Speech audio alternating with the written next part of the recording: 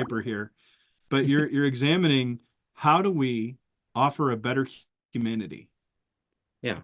and how do we live in the midst of that? So go So ahead. there's multiple layers here, and it's really important that we be able to walk and chew gum at the same time. Um, there's nothing in what I've said that excludes us from political participation. Oh no, not at all. And if we are going to participate in politics, that is going to include participating in the work of legislation. And our understanding of law is going to be shaped by the fact that we're Christians. So, an example from here in Lincoln is it was either last year or in 2022. The Lincoln City Council, and Lincoln's weird because Nebraska is deep, deep red, but Lincoln is pretty deep blue at this point. 6 out of 7 city council are Democrats. 6 out of 7 reps in the unicameral are Democrats. 6 out of 7 or 7 out of 8. Like there's only like 2 citywide races that Republicans have won in the last however many years. Um, so the city council passed this fairness ordinance that was nutty. Like they made it pretty hard to find online, which is in itself a little telling. But when I actually was reading it, um, the ordinance concerned what they called public accommodations. And they defined public accommodations in such a broad way that literally anything other than a private home was pretty much a public accommodation, including a church. And the acts that violated the fairness ordinance included speech that had the effect of giving offense to protected classes in the ordinance, which was LGBT people, amongst others. And so, by the letter of the ordinance, and I've checked this with multiple lawyers, by the letter of the ordinance, if a pastor stood in the pulpit on Sunday morning and read Romans 1, and somebody in the congregation was offended by that, we would have been in violation of the Lincoln City Council's fairness ordinance. Um, so what happened after that is we got a petition campaign together.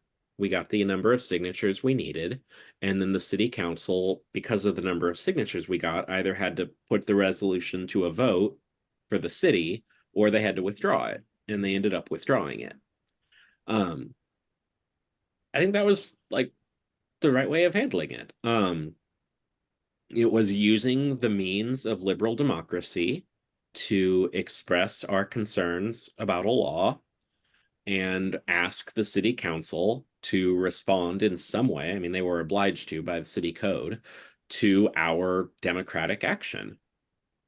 So I think that's fine. Like that's, I think, good public participation by Christians. Now, in this case, if the council had tried to enforce it, they would have got laughed out of court at the first trial because it's such a blatant First Amendment violation.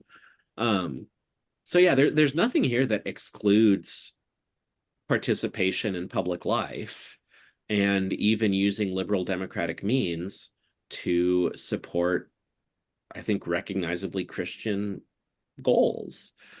I think what's hard is that, particularly now when everybody is kind of in this state of fear and anxiety for valid reasons, quite often, we don't have the patience for, to go back to what you were saying, kind of trying to do the Lord's work in the Lord's way.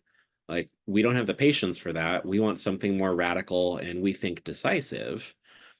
Uh, And I guess so in some cases, I just have a question, depending on the radical action in view, if it's licit at all for Christians. Um, but also, even if you decide that something is licit, often it's not very productive to go about it that way.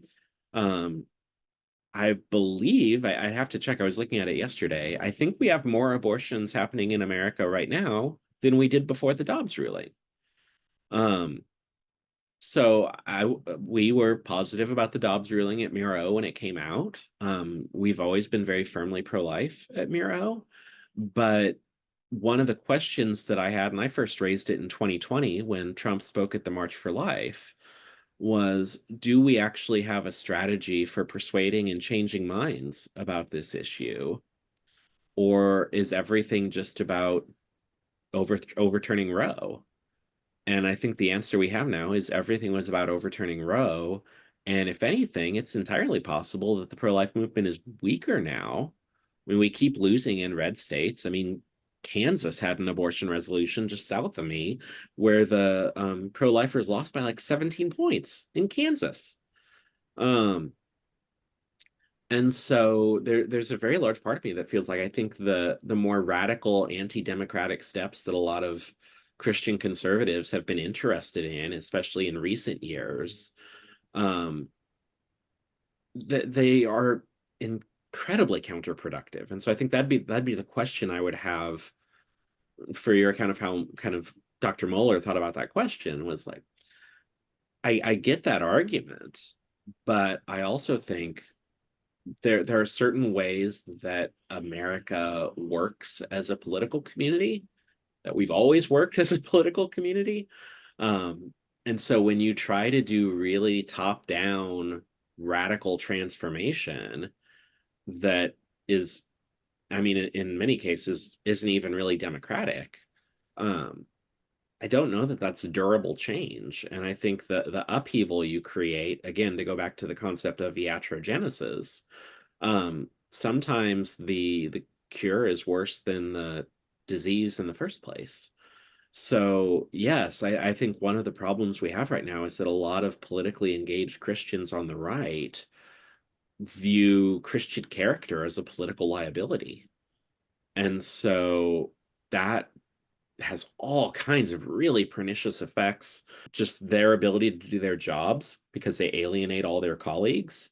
And it teaches ordinary Christians in the pews who ostensibly should be able to participate in fruitful, constructive ways in democratic life. Um, it teaches them that democratic life isn't really for them, and we need to do more radical things to win. And at the end of it, they're worse off and they end up losing because the style that doesn't work in the first place.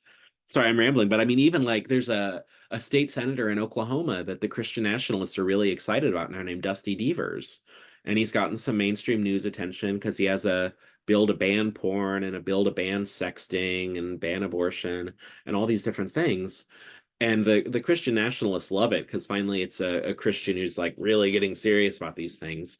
The thing that none of them are acknowledging is that they have Republican controlled committees and he can't get his bills out of committee because his colleagues don't like him and they don't want his bills coming to the floor.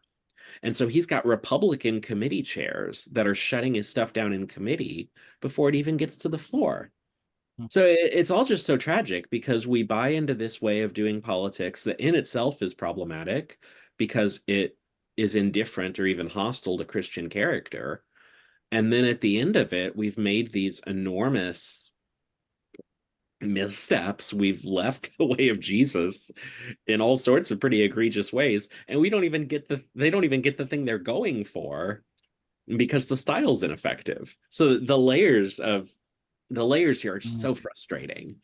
Um, and really we can just back up and slow down and like we are called to a certain way of life by Christ. Um, some of us are going to be called to working in politics, and that's going to be complicated and hard, but you can do it. Living in a democracy, we all have some stake in public life, and we can be faithfully, pervasively Christian. We can be marked by service and care to neighbors, and we can do all of this without having to make the kind of compromises that are constantly being made these days.